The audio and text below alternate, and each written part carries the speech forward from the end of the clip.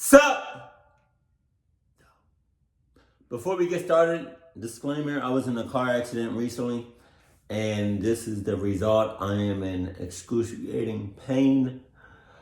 This hurts. This hurts really, really bad. But I think if I don't move so much or just kind of like take it easy, I should be okay. But yeah.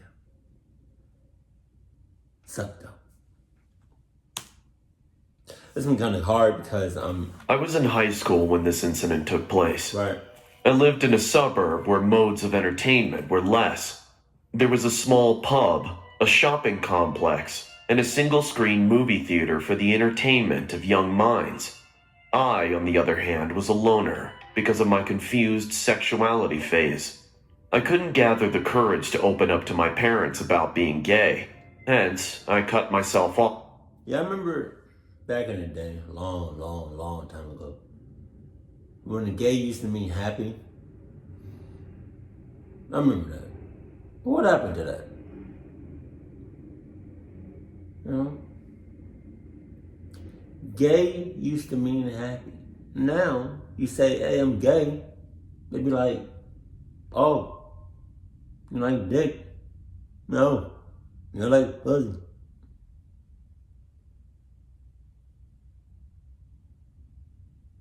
Because I guarantee you go to somebody and be like, hey, I'm gay. They're not going to be like, what you so happy for? The society, man. Dad. From any social interaction. My parents, on the other hand, were having marital issues, so I decided to give them all the space they needed. Often at night, I used to sneak out of the house when I couldn't bear the sound of two adults screaming at each other. Their relationship made me realize life is beautiful until you get married. I was a minor, so there's no way I could go to the pub to grab a drink. The shopping mall closed after 8, hence, my only recourse was the movie theater. Almost every night they put up a late night show from 12 a.m. to 2 a.m. My distant cousin Jack worked there as a janitor. He helped me to get in and watch those movies without buying a ticket. He called the late night shows dead hours, as only a handful of people came to see them. It was a warm summer night, and I was feeling disgusted with the loud fights and obscene language of my parents. I dialed Jack's number to know if a show was going on or not. He picked up my call and replied, "About to start in 10 minutes. Hurry up." I sneaked out immediately. The roads were empty. That's got to be dope as hell. To have somebody working in the movie theater, hey, I got you. But every time. The sounds of crickets and the dim streetlights calmed me down. It might feel weird to you, but back then I was going through a really troubled mental state. The only solution was isolation, but being too alone has its consequences too. I could see the blinking signboard of the movie theater from the end of the road. The more I walked towards it, the name of the movie started to become visible. I found out it was a horror movie. I heard about that movie from a bunch of boys in my school, so I got excited. I quickly walked inside and saw Jack standing near the red-colored ticket counter, shielded with a glass cover. He smiled and told me to go in by pointing his finger inside the movie hall. The advertisements had already started. It was quite dark, but the lit movie screen helped me navigate my way through the dark.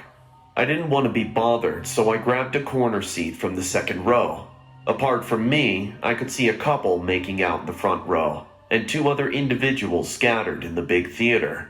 They were probably homeless people who came to sleep under a roof. God damn! That's a hell of an accusation. That's it, alright? You judgmental as hell. Relax, man. Hold on. I remember back in the day when I used to live in Maryland. When I used to do like movie reviews, I used to go to I used to watch movies, go into the public movie theater by myself, just to analyze the movie. Now that I think about it, it was kind of weird. Please don't do that. Oh.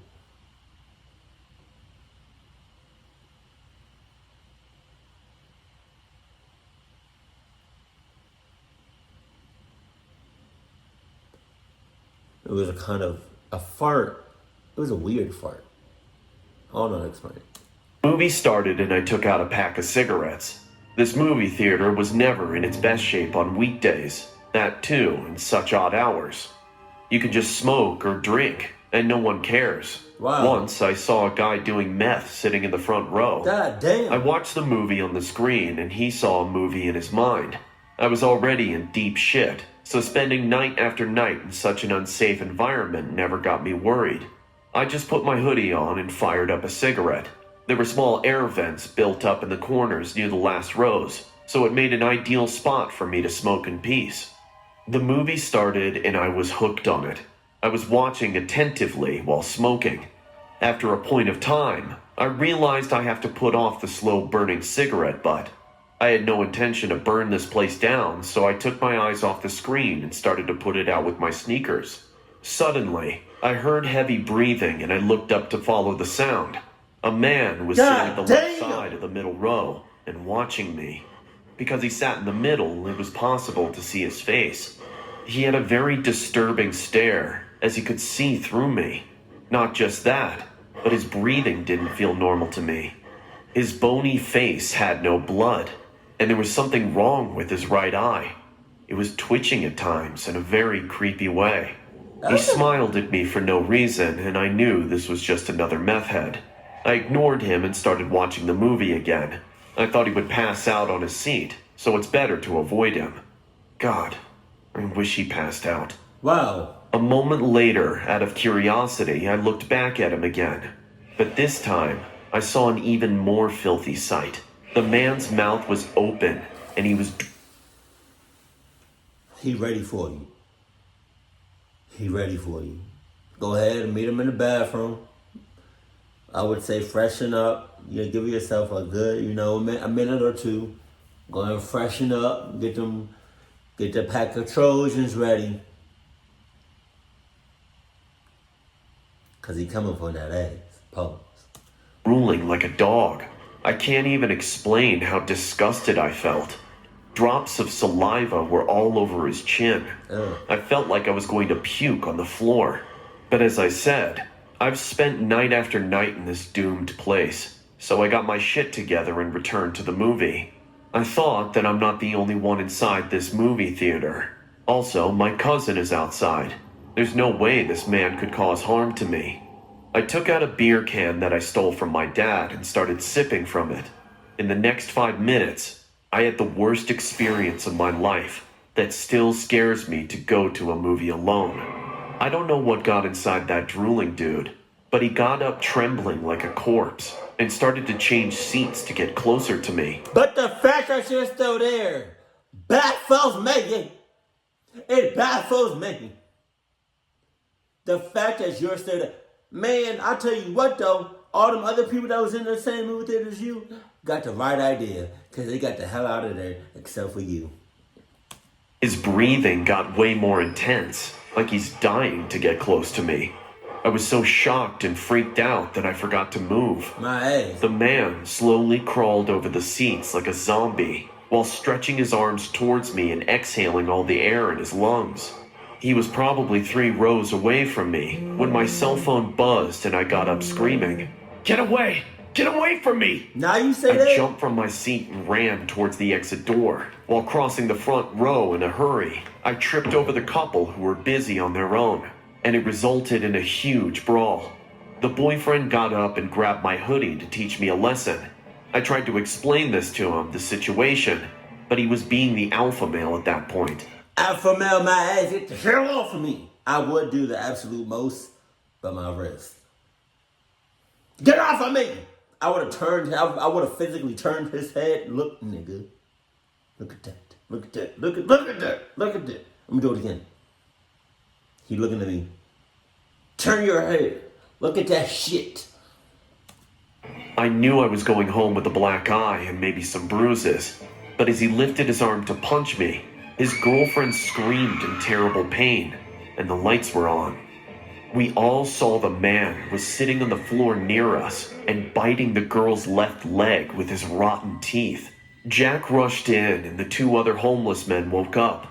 The paramedics were called in and so the cops. It came to know that the man was neither a psycho nor a drug addict. He was suffering from the last stage of rabies.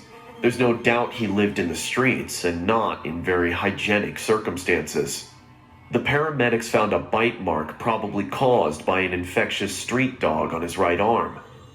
The rabies patient suffers acute pain with a difficulty in swallowing that leads to a dry throat. When this man saw me taking a sip from the beer, all he wanted was to quench the horrifying thirst he was experiencing. That's why he started to come close to me, or rather, towards my beer can. The girl who got bitten was immediately vaccinated, and I hope she didn't end up like that poor homeless man. Although the paramedic... I hope she did, though. I really hope she did. Because she should have felt him well in advance before he started biting her leg. Took him in, and it was too late for him.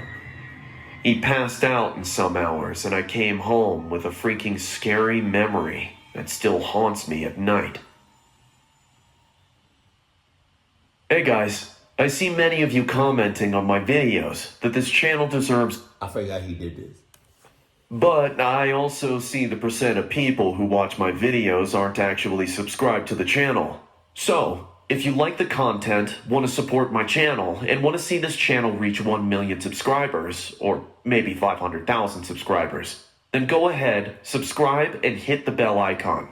It's free, and you can always change your mind later. I worked in a movie... It's free,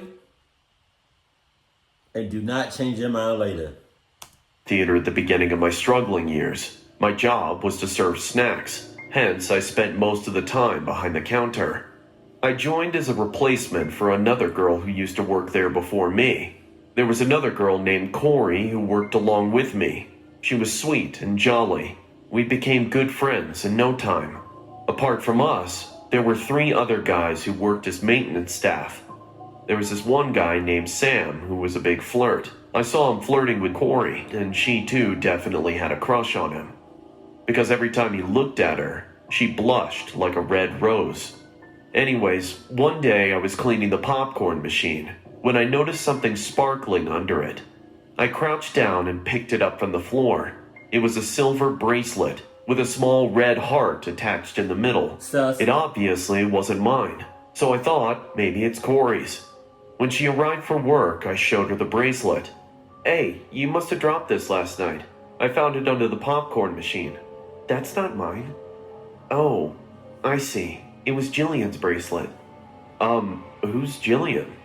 The girl who used to work here before you. Everyone called her Jill. Oh, why did she leave the job? She didn't leave the job. Then she just stopped coming all of a sudden. No one knows where she is now. That's strange. Did anyone look for her? Come on, Riley, she's not lost. She once told me your family stayed in Utah. She might have just returned home, that's all. I guess I'll throw it in the bin then. Wait a minute, what? You must have dropped this last night. I found it under the popcorn machine. That's not mine. Oh, I see. It was Jillian's bracelet. Who's Jillian? The girl who used to work here before you. Everyone called her Jill. Oh.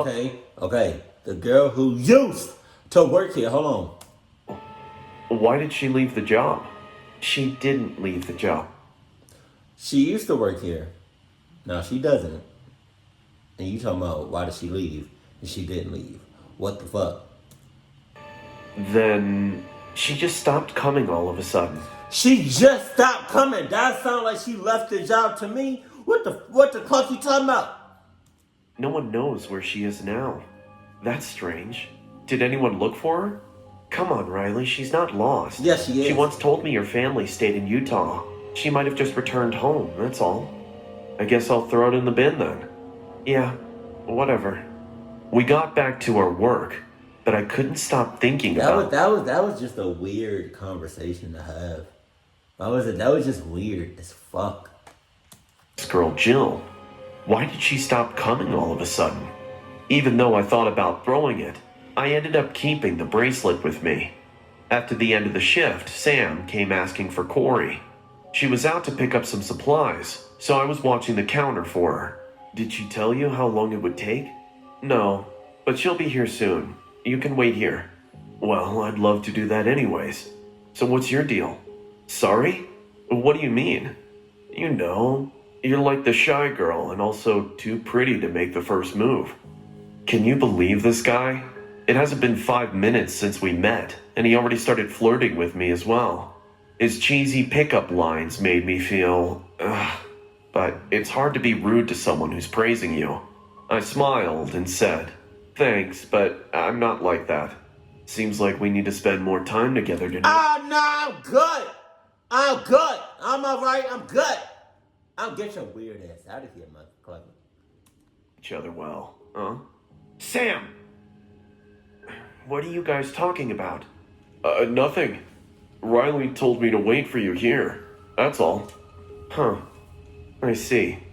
Corey gave me a fake smile, but I could tell she heard Sam flirting with me, and she didn't like that.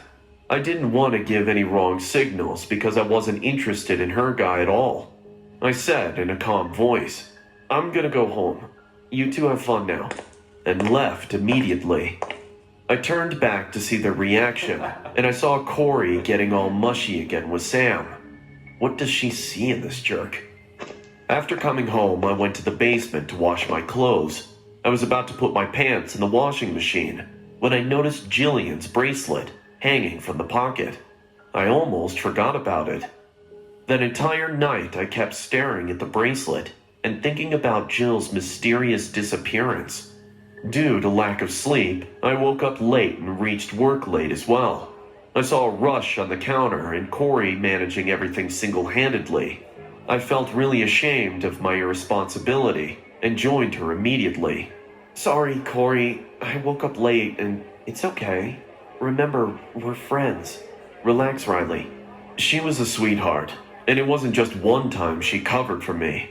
Whenever I took leave, she happily did all the extra work, and I couldn't thank her more.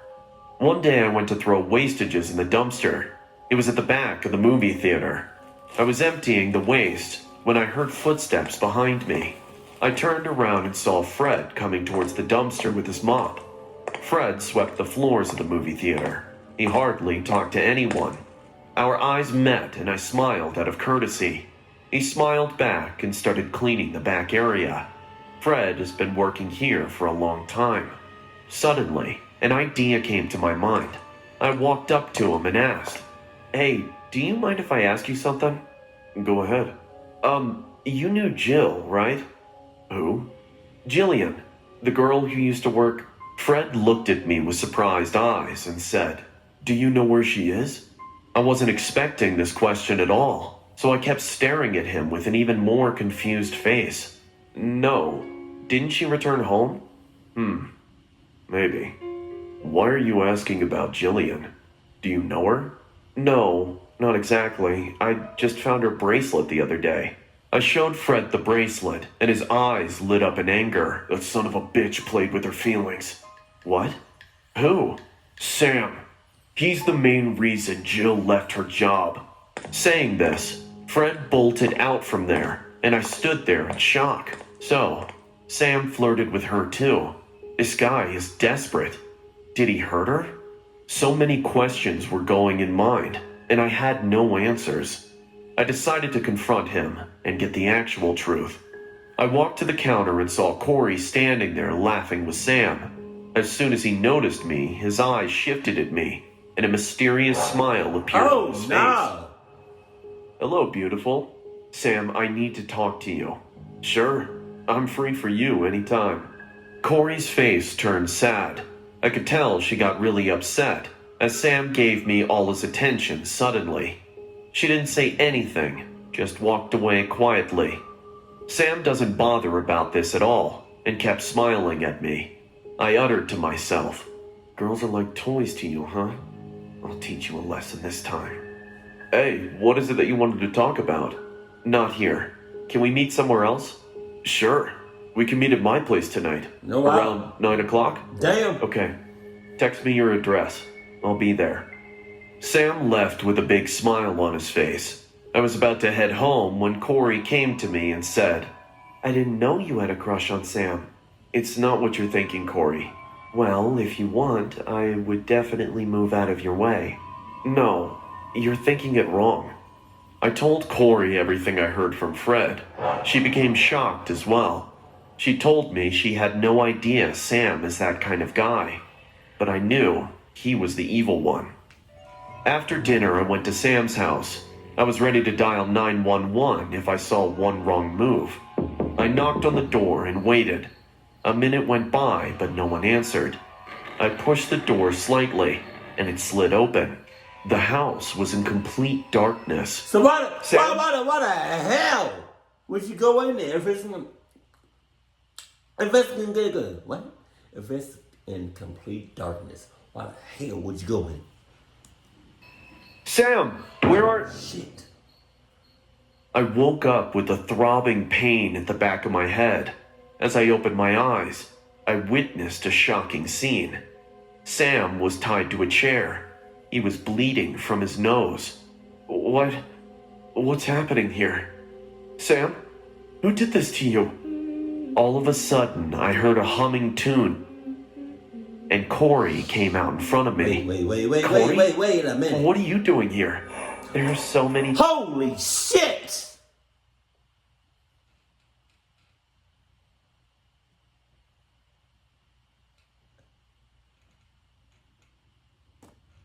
Men in this world.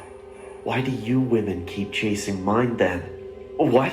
I'm not... Poor Jillian. I told her to stay away from Sam, but she didn't listen to me. Why would she anyway? She was getting all those expensive gifts and his attention. Corey's face was furious, and her left eye kept twitching in a freaky way.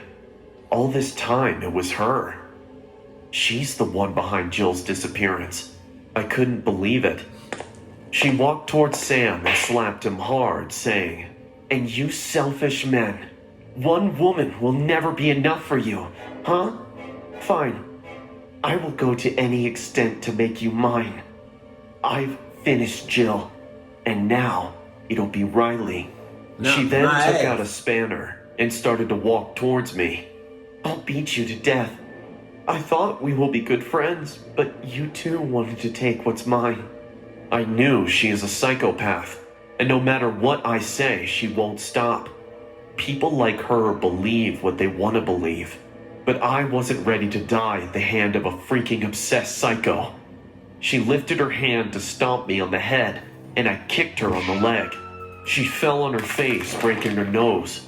The sound of her nose breaking still echoes in my ears. She lied on the floor in terrible pain.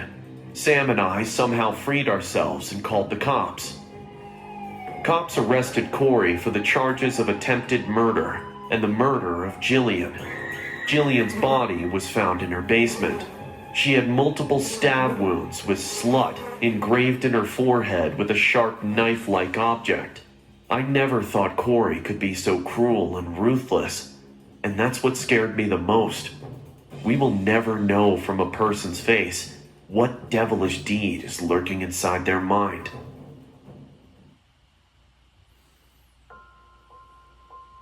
I want to warn everyone at the very beginning that you are not going to like this story because it can make you nauseous. So back off now before it's too late for you. Those who are still willing to watch, I have a small piece of advice for you. Always rely on your basic instincts. I'm saying this is the only thing that can save you from trouble. And Adidas. Now, let's get to the story. I was 16 years old when my father died of a heart attack.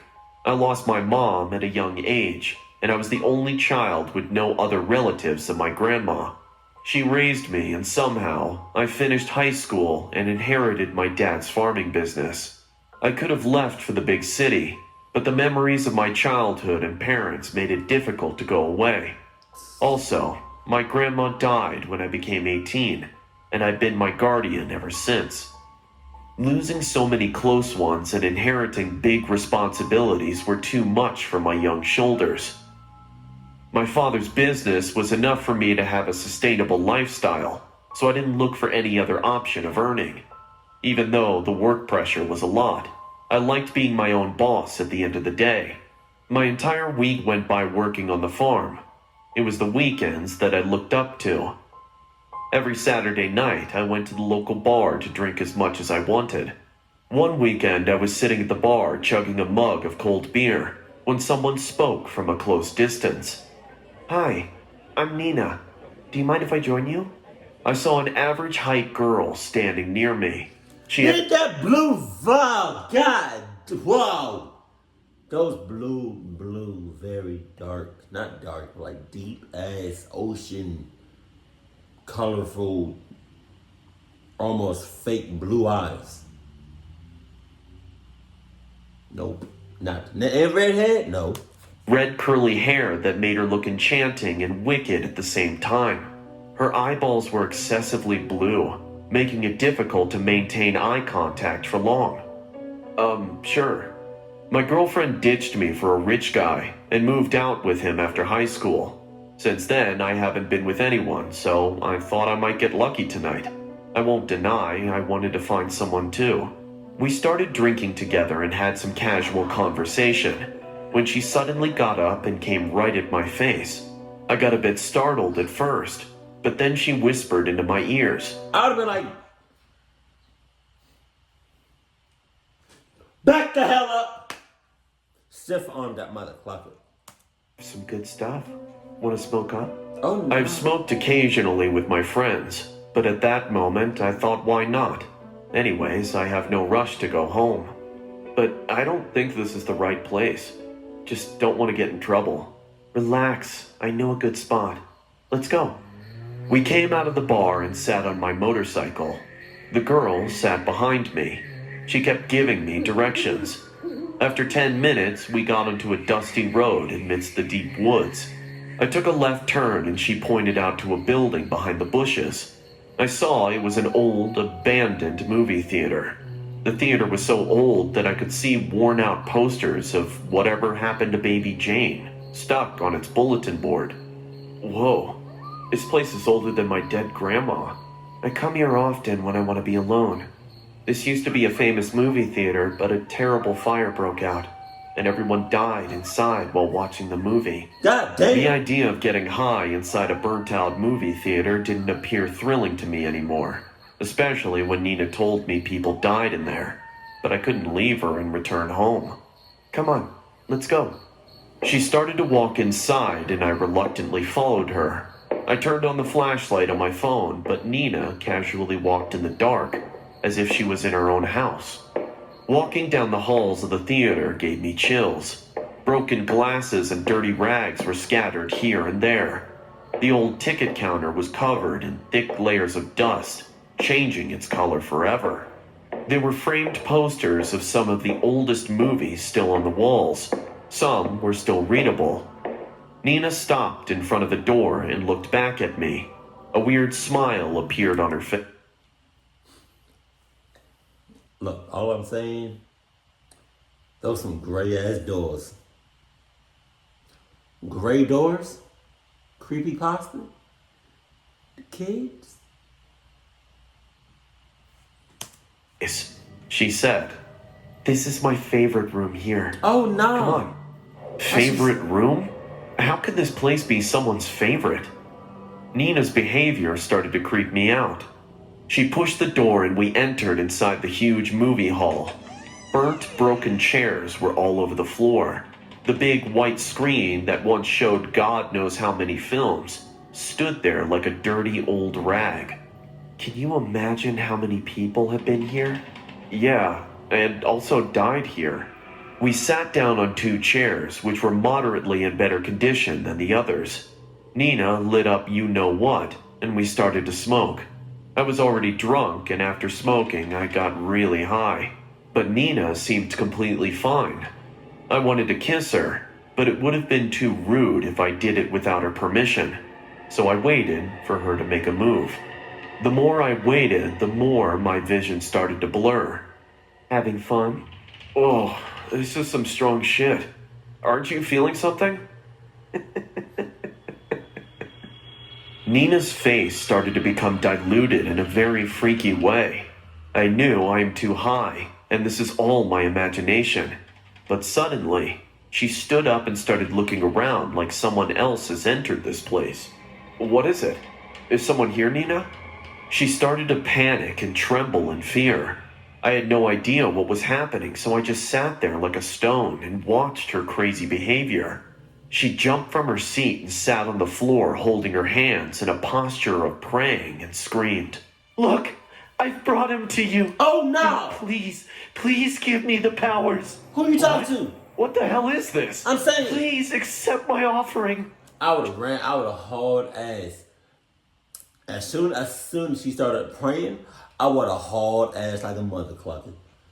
He didn't even acknowledge me and kept praying to whoever invisible lord she was praying to. I got up and realized that I must get out of this place.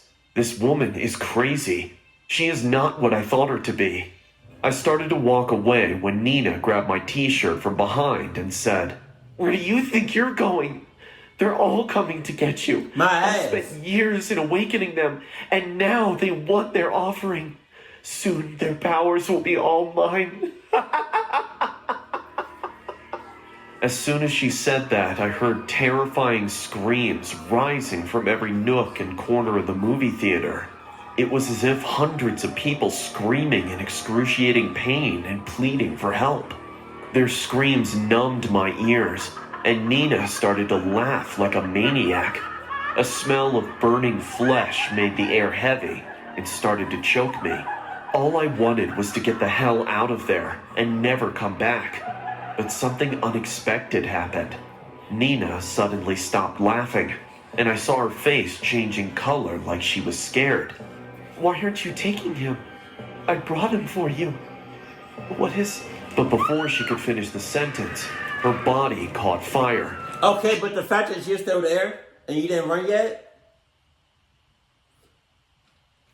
Literally started to burn in fire that some invisible force lit on her. She screamed in pain, and all those voices around started to laugh in devilish joy. While burning in flame, Nina started to walk towards me, stretching her fiery arms. Flesh was melting and dropping on the floor from her body. I ran for my life without looking back once. As I came out, I kept hearing Nina scream and that demonic laughter, but I didn't stay to watch anymore. That night, I drove my motorcycle at the highest speed possible. I didn't go out for a month. After a week of this incident, cops discovered a girl's burnt body from the movie theater. She's currently listed under Jane Doe because there's no way anyone can recognize her. The case is still going on, and call me mean, selfish, or whatever you like, but I'm not going to the cops to tell what happened that night, because there's no way they would believe me. Well, I believe you. So, you know. Hey, there's no doubt about it. Movie theaters are clubbed. They've already been clubbed. I mean, look. You're being, if you think about it, you're being, isolated with people. With more often than not, you do not know. You may know like the person beside you, or the couple of other people, that's sitting near you. But like the whole movie theater, you don't know them people. You don't. So anything is free game. Anything is free game. And do you have realized that a certain, if it's not a certain movie theater, you can bring in a weapon and not even know about it and clock up everybody. So I'm good off that. Keep it cool, keep it classy, and I love you. Stay happy. My family.